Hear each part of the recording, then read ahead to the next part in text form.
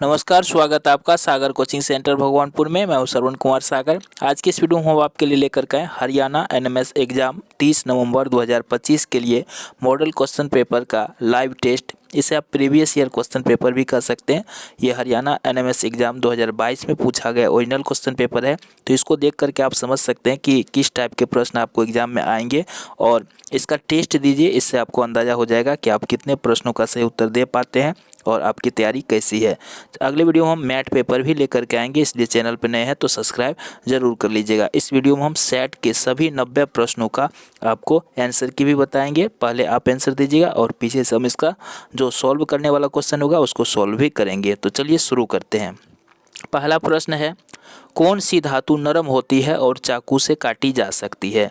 Option दिया सोना, sodium, calcium, तांबा। तो जल्दी से कमेंट में लिखिए कि इसमें सही उत्तर क्या होगा। तो देखिए, नरम होती है और चाकू से काटी जा सकती है, तो वैसा धातु का नाम है सोडियम। तो यहाँ पे दूसरा ऑप्शन सही है। अगर आप इंग्लिश मीडियम के स्टूडेंट हैं तो यहाँ से देख सकते हैं। इसी तरह से क्वेश्चन पेपर में इंग्लिश और हिंदी दोनों में क्वेश्चन दिया रहेगा। आइए अगला प्रश्न करते हैं। CO2 का मतलब होता है कार्बन डाइऑक्साइड। तो CO2 का कौन सा गुण इसे अग्निशामक यंत्र में उपयोग करने के लिए उपयुक्त बनाता है? अग्निशामक क्या होता है? आग बुझाने वाला यंत्र। तो आग बुझाने वाला जो यंत्र होता है उसमें CO2 यानी कार्बन डाइऑक्साइड गैस का उपयोग करते हैं। तो इसका कारण क्या है? तो ऑप्शन में दिया है यह ऑक्सीजन से हल्का है, तो ये तो सही नहीं है। यह ईंधन के तापमान को बढ़ाता है, ये भी सही नहीं है। यह ऑक्सीजन से भारी है, हाँ ये सही है, क्योंकि ऑक्सीजन से भारी होगा तो ये नीचे चला जाएगा। और कार्बन डाइऑक्साइड चूँकि आवश्यक नहीं है दहन के लिए, है ना, दहन के लिए तो ऑक्सीजन ज़रूरी है और ऑक्सीजन का संपर्क ईंधन से हटा देगा और यहाँ पर आग बुझ जाएगी। तो ये तीसरा ऑप्शन यहाँ पे सही है। आइए अगला प्रश्न है, भारत में सहायक संधि लागू करने वाला गवर्नर जनरल कौन था? ऑप्शन दिया Lord Dalhousie, Lord Bentinck, Lord Dufferin, Lord Wellesley. तो इसका सही उत्तर क्या होगा? कमेंट में जल्दी से लिखिए। सही उत्तर होगा लॉर्ड वेलेजली। चौथा ऑप्शन यहाँ पे सही है। नेक्स्ट क्वेश्चन है, निम्नलिखित में कौन बहुलक का उदाहरण नहीं है? तो देखिए, इसमें ऑप्शन दिया सेलुलोज, ग्लूकोज, नायलॉन और स्टार्च। तो यहाँ पे पूछा जा रहा है बहुलक का उदाहरण कौन नहीं है, तो ग्लूकोज जो है ये बहुलक का उदाहरण नहीं है। दूसरा ऑप्शन सही है। काफ़ी सारे प्रश्न आपको इनमें से भी आएंगे, तो इसलिए पूरा वीडियो ज़रूर देखिएगा। मानव कान के लिए श्रव्य की आवृत्ति का प्रयास है। श्रव्य मतलब होता है जिस ध्वनि को हम लोग सुन सकते हैं। तो श्रव्य ध्वनि क्या है? 20 हर्ट्ज से लेकर 20,000 हर्ट्ज तक की ध्वनि को हम लोग सुन सकते हैं, मानव का कान सुन सकता है, तो इसको श्रव्य ध्वनि कहते हैं। और जिसको नहीं सुन सकते हैं उसको पराश्रव्य ध्वनि कहते हैं। जैसे 20 हर्ट्ज से ध्वनि को नहीं सुन सकते हैं तो उसको पराश्रव्य ध्वनि बोलेंगे, या 20,000 हर्ट्ज से ज़्यादा की ध्वनि को नहीं सुन सकते हैं तो उसे पराश्रव्य ध्वनि बोलेंगे। ठीक है। और आवृत्ति का मात्रक हर्ट्ज होता है, ये भी आपको याद रखना है। आइए अगला प्रश्न देखते हैं। जंग का रासायनिक सूत्र है, तो जंग का रासायनिक सूत्र होता है Fe3O4। क्या होता है? Fe3O4। पहला ऑप्शन यहाँ पे सही होगा।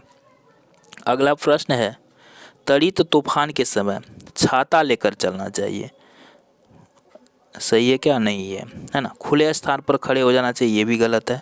ऊंचे स्थान पर चले जाना चाहिए, तो और गलत है। किसी कार अथवा बस में खिड़की दरवाज़ा बंद कर बैठना चाहिए, हाँ ये ऑप्शन सही है। ओजोन परत हमें किन विकिरणों से बचाती है? तो ओजोन परत हमें परावैंगनी किरणों से बचाती है, यहाँ पे तीसरा ऑप्शन सही होगा। आइए अगला प्रश्न करते हैं। अभी तक वीडियो को लाइक नहीं किए तो लाइक ज़रूर कर दीजिएगा और आप हरियाणा में किस ज़िले से कमेंट करके ज़रूर लिखिएगा। सभी वाहनों के डिज़ाइन इस प्रकार बनाए जाते हैं ताकि द्रव घर्षण बढ़ जाए, द्रव घर्षण कम हो जाए। इससे द्रव घर्षण नहीं बदलता, इस तथ्य की कोई वैज्ञानिक अवधारणा नहीं है। तो जल्दी से इसमें कमेंट में लिखिए क्या होगा सही उत्तर। तो वाहनों के डिज़ाइन इस प्रकार बनाए जाते हैं कि द्रव घर्षण कम हो जाए, है ना। दूसरा ऑप्शन यहाँ पे सही होगा। मानव नेत्र के पारदर्शी अग्रभाग को कहा जाता है, क्या बोलते हैं इसको? कॉर्निया बोलते हैं। ऑप्शन नंबर पहला सही होगा। अगला प्रश्न है, किसी क्षण चुंबक का उत्तरी ध्रुव किसी दूसरे क्षण चुंबक के उत्तरी ध्रुव पर, तो देखिए उत्तरी ध्रुव और उत्तरी ध्रुव तो सेम ध्रुव जब होता है ना, सजातीय ध्रुव जब होता है तो यहाँ पर क्या होता है? प्रतिकर्षण होता है। क्या होगा, प्रतिकर्षण। अगर विजातीय ध्रुव होगा यानी एक उत्तरी एक दक्षिणी, तब वहाँ पे आकर्षण होता। तो यहाँ पे चूंकि सेम ध्रुव है तो यहाँ पे क्या होगा, प्रतिकर्षण। अगला प्रश्न है, रेटिना पर बना प्रतिबिंब वस्तु हटाने के बाद भी लगभग डैश बना रहता है। तो कितना देर, 1/16 सेकंड तक ये बना रहता है। चींटी के डंक में कौन सा अम्ल पाया जाता है? कौन सा अम्ल होता है? फॉर्मिक अम्ल पाया जाता है। कौन सा सूचक मूल विलयन में गुलाबी रंग देता है ना? तो यहाँ पे क्या हो जाएगा, फिनोप्थोलीन। यहाँ पे तीसरा ऑप्शन सही होगा। मोम का पिघलना किस प्रकार के परिवर्तन का उदाहरण है? तो मोम का पिघलना क्या है, भौतिक परिवर्तन है, क्योंकि इसमें कोई भी नया पदार्थ नहीं बनता है। खाद्य पदार्थों के भंडारण के लिए बनाए जाने वाले डिब्बों में लोहे के ऊपर टीन का विद्युत लेपन किया जाता है, क्योंकि? तो इसका क्या वजह है? टीन लोहे से ज़्यादा क्रियाशील होता है, ये तो गलत है। टीन लोहे से कम क्रियाशील होता है, ये वाला सही है। अगला प्रश्न है, प्राकृतिक गैस का प्राथमिक घटक कौन सा है?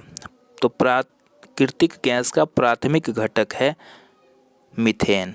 क्या हो जाएगा, ऑप्शन नंबर 4। कौन सी गैस ग्लोबल वार्मिंग का कारण बनती है? हर बार ये प्रश्न पूछा जाता है। तो इसका सही आंसर है कार्बन डाइऑक्साइड। ऑप्शन नंबर 4 सही है। कैलोरीफिक मान की इकाई क्या है? क्या हो जाएगा, केजे बटे केजी, है ना, किलोग्राम बटे किलो जूल बटे किलोग्राम। तो यहाँ पे तीसरा ऑप्शन सही होगा। नील आर्मस्ट्रॉन्ग ने चंद्रमा पर कदम कब रखा? तो ये 21 जुलाई 1969 ईस्वी को चंद्रमा पर कदम रखे थे। पहला व्यक्ति था जो चांद पे पहुंचा था। अगला प्रश्न है, एक पटाखा प्रज्वलित किया जाता है तो अचानक प्रतिक्रिया होती है। इस प्रक्रिया में ऊष्मा, प्रकाश, ध्वनि, बड़ी मात्रा में गैस बनती है। ऐसी प्रतिक्रिया कहलाती है। तो इसको क्या बोलते हैं, विस्फोट बोलते हैं ना। पटाखा क्या होता है, विस्फोट करता है। पहला ऑप्शन सही है। अगला प्रश्न है, धातुओं के बारे में निम्नलिखित में से कौन सा कथन सत्य है? जो सही है वो बताना है। तो चलिए देखते हैं। मैग्नीशियम का ऑक्साइड प्रकृति क्षारीय है, ये तो पहला ही सही है। तो पहला ही ऑप्शन सही होगा। ब्रेल लिपि में कितने बिंदुकित पैटर्न होते हैं, है ना? तो इसमें याद रखिएगा 63 बिंदुकित पैटर्न होते हैं। और ब्रेल लिपि का जो आविष्कारक है उसका नाम है लुई ब्रेल। 49 में इन्हीं अंकों वाली कौन सी संख्या जोड़ी जाए कि 11 से विभाज्य हो जाए? 49 में इन्हीं अंकों वाली, है ना, यानी 4 9 को जोड़ना है। तो कौन जोड़ेंगे कि 11 से विभाज्य हो जाए?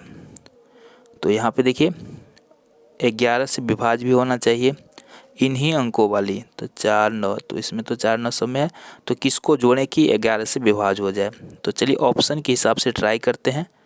तो यहाँ पर अगर हम लोग पहला ऑप्शन को ट्राई करें, 49 में अगर 94 को जोड़ें तो क्या ये 11 से विभाज्य होगा? तो 9 4 13, एक बचेगा, 9 4 13 14, 143 हो जाएगा। और 143 11 से कट जाएगा, है ना। तो यहाँ पे पहला ही ऑप्शन सही है। मूल मृत वनस्पति के कोयले में परिवर्तन की धीमी प्रक्रिया कहलाती है। ठीक है, तो मृत वनस्पति के कोयले में परिवर्तन की धीमी प्रक्रिया को कहते हैं कार्बनीकरण। यहाँ पे तीसरा ऑप्शन सही होगा। 36 में से 18 व्यक्ति पढ़ना पसंद करते हैं, तो पढ़ने के पाई चार्ट को दर्शाया जाएगा। देखिए 36 में 18 व्यक्ति, तो आधा व्यक्ति जो है पढ़ना पसंद करता है। तो इसको अगर हमको दिखाना है तो अर्धवृत्त में दिखाएंगे ना, क्योंकि आधा लोग तो पढ़ता है, पूरा रहता तो यहाँ पे 36 में 18 मतलब आधा, तो अर्धवृत्त सेक्टर में इसको दिखाएंगे। तो यहाँ पे तीसरा ऑप्शन सही है। अगला प्रश्न है, वनों की कटाई के कारण वातावरण में निम्नलिखित में से कौन सा परिवर्तन संभव नहीं है? तो वन कटेगा तो वायुमंडलीय तापमान बढ़ेगा, ये तो यहाँ पे सही कारण है। जो सही नहीं है वो हमें चुनना है। मिट्टी की जल धारण क्षमता में वृद्धि होती है, ये बाढ़ की संभावना बढ़ जाती है। उपजाऊ भूमि का मरुस्थल में बदलना, ये भी सही है, ये भी सही है। लेकिन यहाँ दूसरा वाला सही नहीं है, है ना। तो जो सही नहीं है वही हमें चुनना था। तो यहाँ पे दूसरा ऑप्शन सही होगा। नालंदा विश्वविद्यालय की स्थापना किया था? तो याद रखिए नालंदा विश्वविद्यालय का संस्थापक थे कुमार गुप्त। कौन सा हो जाएगा? पहला ऑप्शन सही है। अगला प्रश्न देखते हैं, मैं कोशिका की गतिविधियों के नियंत्रण केंद्र के रूप में कार्य करता हूँ, मैं कौन हूँ। देखिए किस तरह से पहेली के रूप में प्रश्न पूछा है। तो सीधा सा सवाल यह है कि कोशिका का नियंत्रण कौन करता है, तो कौन करता है बताइए, केंद्रक करता है। यहाँ पे तीसरा ऑप्शन सही होगा। अगला प्रश्न है, पर्यावरण प्रदूषण को हम कैसे रोक सकते हैं। तो डीजल कार का प्रयोग करेंगे तो नहीं रुकेगा। वाहनों में, हाँ ये वाहनों में सीएनजी का प्रयोग करें तो ये जो है पर्यावरण प्रदूषण को रोका जा सकता है। दूसरा ऑप्शन यहाँ पे सही होगा। आइए अगला प्रश्न देखते हैं, कार्बन की खेती के बारे में निम्नलिखित में कौन सा कथन सही है। तो कार्बन की खेती वह खेत जिसमें जंगलों को काटकर जलाकर साफ करने के बाद फसल उगाई जाती है जब तक वह अनुपजाऊ न हो जाए, ये नहीं है ना।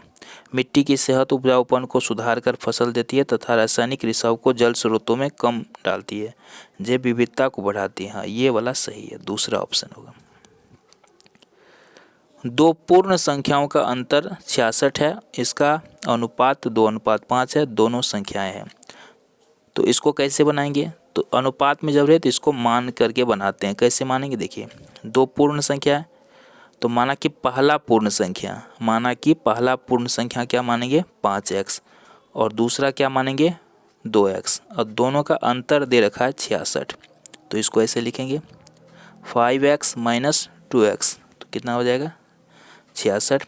अब यहाँ पे 5x में से 2x को माइनस करेंगे तो क्या आएगा 3x बराबर 66। तो यहाँ से x का मान कितना आएगा 22। ठीक है, 22 आया। तो अब चूंकि पहला को क्या माने थे 5x माने थे, तो यहाँ x का मान जो है 22 आया है। तो 5 गुना 22 तो हो जाएगा 110। ठीक है, दूसरा 2x माने थे तो 2 गुना 22 तो यह आ जाएगा 44। तो 110 और 44, तीसरा ऑप्शन सही होगा। मध्यकालीन भारत में दीवान विराजत विभाग संबंधित था। तो ये जो विभाग है ये राजस्व से संबंधित था। वैदिक काल में ग्राम से बड़ी संस्था होती थी। वैदिक काल में ग्राम से बड़ी संस्था को विश्व कहते थे। नीचे दिए गए चित्रों को पहचानकर उचित विकल्प चुनिए। तो देखिए यहाँ चित्र में जो दिया गया है इसमें क्या हो रहा है, तो यहाँ पे देखिए शुक्राणु यहाँ पर आ रहे हैं अंडाणु से मिलने। तो यहाँ पे इस स्थिति को क्या बोलते हैं, जब शुक्राणु अंडाणु से मिलता है तो इसको निषेचन बोलते हैं और इसके पश्चात जो बनता है वो होता है युग्मनज। तो यहाँ पे चौथा ऑप्शन सही होगा।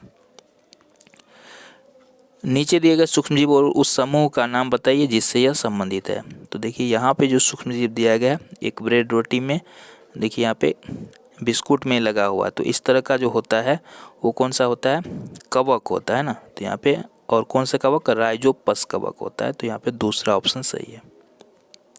कैरम बोर्ड पर पाउडर छिड़कने से घर्षण डैश हो जाता है, तो घर्षण कम होता है। कैरम बोर्ड पर जब हम लोग खेलते हैं तो उसमें पाउडर छिड़कते हैं ताकि कम घर्षण हो, है ना। तो यहाँ पे दूसरा ऑप्शन सही है। अगला है, यदि समबाहु त्रिभुज की सभी भुजाओं को दुगुना कर दिया जाए तो इसका क्षेत्रफल कितना गुना बढ़ेगा। तो कितना बढ़ेगा, दुगुना करने पर 4 गुना बढ़ जाएगा। यहाँ पे तीसरा ऑप्शन सही है। सौर परिवार का लघुत्तम का मतलब होता है सबसे छोटा। तो सौर परिवार का सबसे छोटा ग्रह होता है बुध।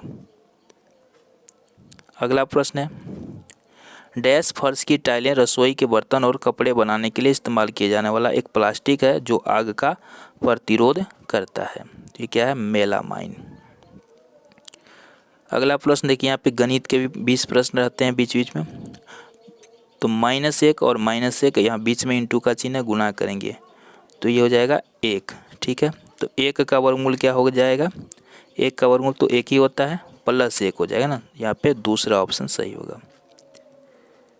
अगला देखिए यहाँ पे सीधा सीधा गुना है। अगर इसको गुना करेंगे तो 51.7 को अगर 0.1 से गुना करेंगे तो ये हो जाएगा कितना, पहले दशमलव हटा के गुना कीजिए। तो 517 को 1 से गुना करेंगे 517। इसमें दशमलव के बाद 1 अंक है, इसमें 1 अंक है, तो 2 अंक के बाद दशमलव लगेगा। तो ये है आपका चौथा विकल्प यहाँ पे सही होगा। अगला प्रश्न है, दिया गया चित्र विकल्पों में दिए गए किस सिद्धांत को उचित रूप से दर्शाता है। तो इसमें इकाई क्षेत्रफल के वायुस्तंभ पर लगने वाला ये तो गलत है। ये हो जाएगा आपका द्रव बर्तन के दीवार पर समान गहराई पर दबाव डालता है। ये तीसरा वाला ऑप्शन सही है।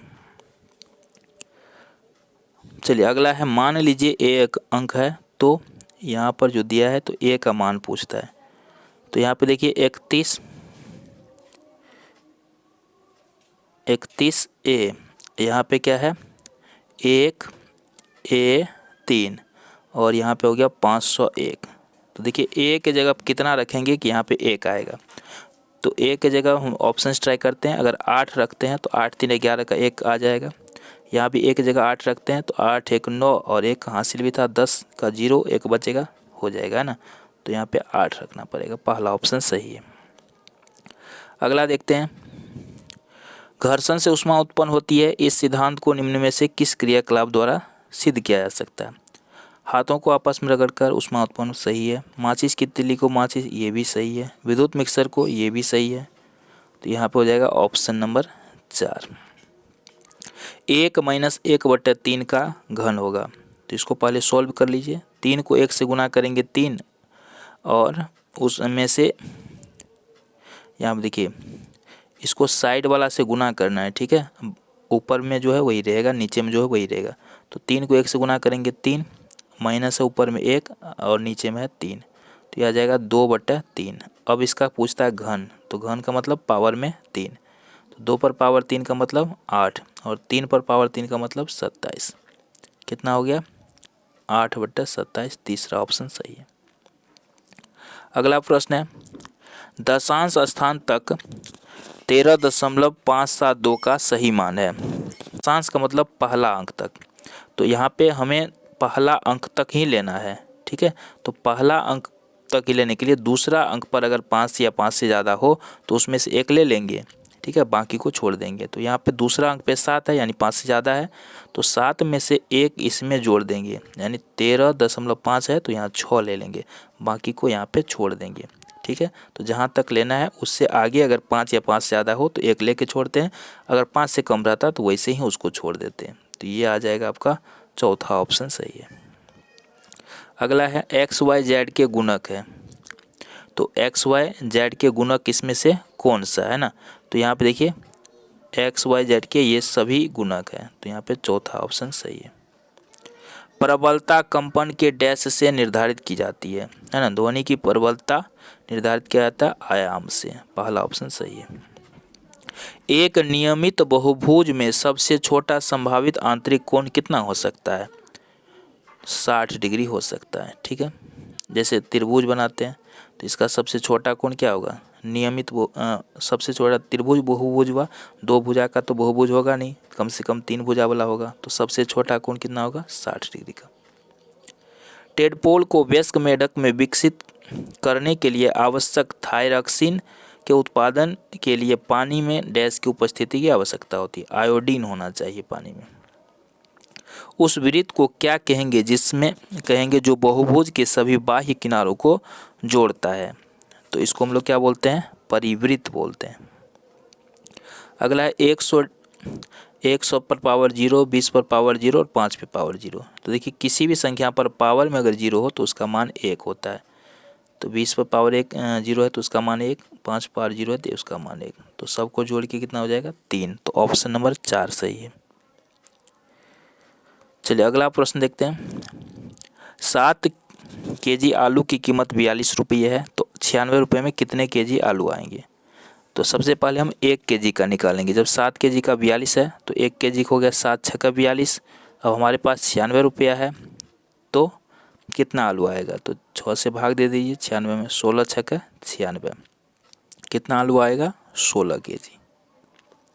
प्रिज्म का आधार कैसा होता है। तो प्रिज्म का आधार इसमें से कोई भी आकृति हो सकता है, वृत्त भी हो सकता है, त्रिभुज भी और वर्ग भी हो। अगला प्रश्न है क्वेश्चन नंबर 146 में, एकांश के पास 2 रुपए के सिक्के, एक 5 रुपए का सिक्का और 2 10 रुपए के सिक्के हैं। एकांश को किस संयोजन में 3 सिक्कों का चयन करना चाहिए ताकि राशि अधिकतम हो। तो चलिए देखते हैं। 2 5 रुपए के सिक्के और 1 10 रुपए का सिक्का। जब हमें 2 10 रुपए के सिक्के हैं तो 1 का चयन क्यों करना है ना, यहाँ पे ये कम हो जाएगा। आगे देखते हैं। 3 10 रुपये के सिक्के, हमारे पास जब 2 ही 10 रुपये के सिक्के तो 3 का चयन कैसे कर सकते हैं, तो ये भी गलत है। अगला देखते हैं 4 2 रुपये के सिक्के और 1 10 रुपया, जब 2 10 रुपया है तो 1 का ही चयन क्यों करना, यहाँ भी कम है। हमारे पास 2 10 रुपये के सिक्के हैं तो 2 10 रुपये का सिक्के कर लेते हैं, और 1 5 रुपये का सिक्का है तो ये कर लेते हैं, तो चौथा ऑप्शन यहाँ पे सही है। अगला है उस घनाभ का आयतन क्या होगा जिसकी लंबाई 8xy, चौड़ाई 3xy और ऊंचाई xy हो। तो घनाभ का आयतन का सूत्र क्या होता है, LBH, यानी लंबाई गुना चौड़ाई गुना ऊंचाई। तो लंबाई चौड़ाई ऊंचाई तीनों दिया ही है, गुना कर लेते हैं। तो 8 है इसमें अंक, इसमें है 3, इसमें नहीं है अंक, तो 8 तिया 24, 24 तो सब ऑप्शन में है। अब बाकी देख लेते हैं XYZ का क्या है। तो x इसमें भी है, इसमें भी, इसमें भी है, तो x हो गया 3 बार, और y भी 3 बार, तो ये चौथा ऑप्शन सही होगा। अगला प्रश्न देखते हैं, यदि मोटे कागज की सीट 12 सीट का वजन 40 ग्राम है तो कितनी सीट का वजन 2500 ग्राम होगा। तो सबसे पहले एक सीट का वजन निकालिए। तो 12 सीट का 40 ग्राम है तो एक सीट का कितना हो गया, 40/12। अब चूँकि 2500 का हमें पूछा जा रहा है, 2500 ग्राम ग्राम जो है वजन कितने सीट का होगा।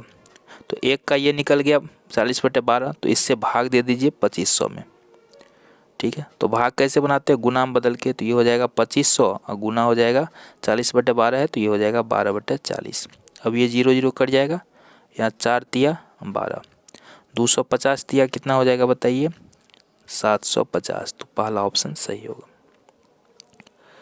बिंदु -5 2 करीब है, तो देखिए इस तरह से होता है। ये इस साइड जो होता है प्रथम चरण जो होता है ये, अच्छा ये पूछ रहा है किसके करीब है ना, ये नहीं पूछा जा रहा है किस चतुर्थांश में, करीब किसके है। तो इसमें देखिए करीब किसके ये पूछ रहा है, तो इधर -5 है, इधर 2 है, तो ये जो है आपको करीब हो जाएगा, y अक्ष के करीब हो जाएगा। ठीक है, तो यहाँ पे दूसरा ऑप्शन सही है।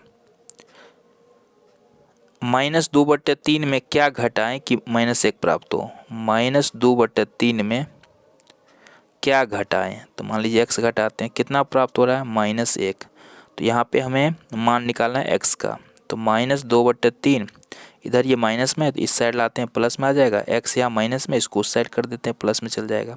अब इसको सॉल्व कर दीजिए, आंसर आ जाएगा। तो ये आएगा -2 और 3 को 1 से गुना करेंगे तो हो जाएगा 3, अब बट्टे में है 3, प्लस माइनस माइनस यानी 1/3 आएगा। ठीक है, तो किस ऑप्शन में, देखिए पहला ऑप्शन में है, तो यहाँ पे पहला ऑप्शन सही होगा।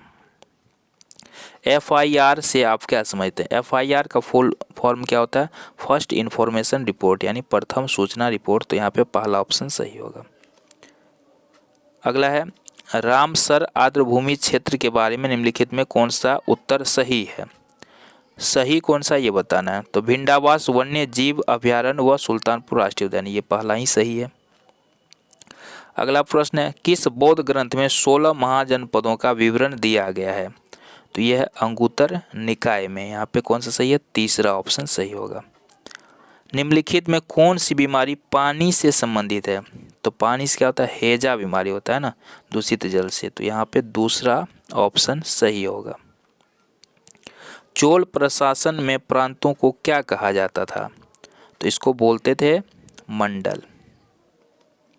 बाल श्रम के खिलाफ अधिनियम किस वर्ष लागू किया गया था। तो ये लागू हुआ था कब, 2006 ईस्वी में। निम्नलिखित में कौन सा निजी क्षेत्र का उद्योग है। तो इसमें निजी क्षेत्र का उद्योग कौन सा है, टाटा आयरन एंड स्टील उद्योग। अगला प्रश्न है निम्नलिखित वाक्यांश के साथ उनके संबंध के अनुसार मिलान करें। तो चलिए मिलाते हैं, काफ़ी बड़ा सा ये प्रश्न है, इस तरह से क्वेश्चंस पूछे जाते हैं। सीढ़ीनुमा खेती, तो सीढ़ीनुमा खेती कहाँ पर होती है, सप्ताह, जल के नीचे बहाने के नालियों को रोकना, हवा की गति को रोकना, मिट्टी की नमी बनाना, रक्षा पट्टी, पतवार, रॉक बांध, यहाँ पे हो जाएगा आपको तीसरा ऑप्शन सही होगा। ठीक है, एक का दूसरे से मिला दीजिए और दूसरे का पहले से। सतह के अपरवाह ये हो गया, अंतर फसल, मिट्टी के अवशिष्ट पदार्थ, इस तरह से ठीक है, चलिए यहाँ पे अगला प्रश्न देखते हैं, काफ़ी बड़ा सा प्रश्न था वो। भारतीय संविधान कब लागू किया गया? तो कब लागू किया था? 26 जनवरी 1950 ईस्वी को। रैयतवाड़ी व्यवस्था में रैयत कहा जाता है, रैयत किसको बोलते हैं? किसान को बोलते हैं। चलिए फिर से यहाँ मिलाने के लिए और उसके आधार पर उत्तर हमें देना है। तो यहाँ देखिए हाथी, तो हाथी कहाँ होता है? पेरियार। चीता, चीता कहाँ पे है? दुधवा। शेर, शेर का क्या हो जाएगा? गिर वन में है। और एक सिंग वाला गेंडा काजीरंगा। तो यहाँ पे तीसरा ऑप्शन सही होगा। चलिए अगला प्रश्न देखते हैं। भारतीय संविधान का कौन सा अनुच्छेद अस्पृश्यता यानी छुआछूत को समाप्त करने का? तो अनुच्छेद 17 में है इसका। वह कौन सी प्रक्रिया है जिसमें सतह के पास पड़े खनिजों को खोदा जाता है? तो इसको कहते हैं उत्खनन। टॉपोग्राफी का अर्थ क्या है? किसी भूमि क्षेत्र की प्राकृतिक विशेषताएं, नदियों, पर्वतों आदि की स्थिति, स्थलाकृति। पहला ऑप्शन सही है। कौन सी अमेरिकन कंपनी भोपाल गैस त्रासदी के लिए उत्तरदायी है? तो ये यूनियन कार्बाइड। राज्यसभा का सभापति कौन होता है? भारत के उपराष्ट्रपति जो है राज्यसभा का सभापति होता है। भारत में कानून की शासन की शुरुआत किसने किया? तो कानून के शासन की शुरुआत किसने किया? ब्रिटिश उपनिवेशी यानी अंग्रेज ने। इंडस शब्द भारत के किस नदी के लिए प्रयुक्त है? तो सिंधु नदी से आया इंडस शब्द। निचले इलाके डैश के प्रति अति संवेदनशील होते हैं? बाढ़ के प्रति। सिख धर्म में बाल गुरु किसे कहा गया है? तो याद रखिए बाल गुरु कहा गया है गुरु हरकिशन को। भारत में सर्वोच्च न्यायालय के न्यायाधीश कितनी आयु पर सेवानिवृत्त होते हैं? 65 वर्ष की आयु पर। निम्न में किस धातु से सिलिकॉन प्राप्त होता है? तो यह हो जाएगा बिल्लोर पत्थर से। अगला प्रश्न है क्वेश्चन नंबर 173। तो यहाँ पे है भू उपयोग। तो यहाँ पे सही आंसर क्या हो जाएगा? भूमि का उचित उपयोग, है ना। यहाँ पे उसके बाद भू उपयोग, है ना। इसके बाद हो गया धरण, खड़ी मिट्टी, कार्बनिक पदार्थ, ये हो जाएगा रॉक बांध, मिट्टी कटाव को रोकना। और कृषि योग्य भूमि, कृषि उपयुक्त भूमि। तो यहाँ पे दूसरा ऑप्शन सही होगा। राखी गढ़ी हरियाणा के किस जिले में स्थित है? बताइए। हिसार जिले में। कहाँ पे है? हिसार जिले में। तो दूसरा ऑप्शन सही होगा। किसी वस्तु पर लगने वाला बल, तो ये भी सही है, ये भी सही है। तो यहाँ पे हो जाएगा ऑप्शन नंबर 4। प्राचीन काल में शिक्षा प्राप्ति से पहले किए जाने वाला संस्कार क्या कहलाता था? उपनयन। निम्न में कौन सा उद्योग द्वितीयक गतिविधि है? तो ये हो जाएगा पर्यटन उद्योग। निम्न फसलों में किस फसल को ग्रीन गोल्ड के नाम से जाना जाता है? तो ग्रीन गोल्ड किसको कहते हैं? चाय को। देश की स्वच्छता सुविधाओं का ध्यान कौन रखता है? स्वास्थ्य मंत्री। और आज का अंतिम प्रश्न, मुक्त व्यापार की नीति भारत में लागू किया था ब्रिटेन ने। नेक्स्ट वीडियो में मैथ पेपर भी लेकर आएंगे, इसलिए चैनल पर सब्सक्राइब जरूर कीजिएगा। धन्यवाद।